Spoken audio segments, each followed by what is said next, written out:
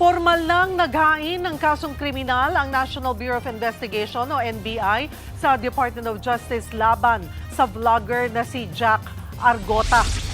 Mahaharap si Argota sa kasong unlawful publication at cyber libel matapos niyang ipakalat ang peking medical records ni Pangulong Bongbong Marcos.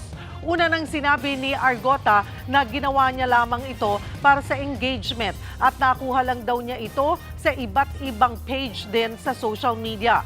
Binigyang diin ng NBI na ang pagpapakalat ng fabricated at hindi beripikadong dokumento sa social media ay isang uri ng cyber libel.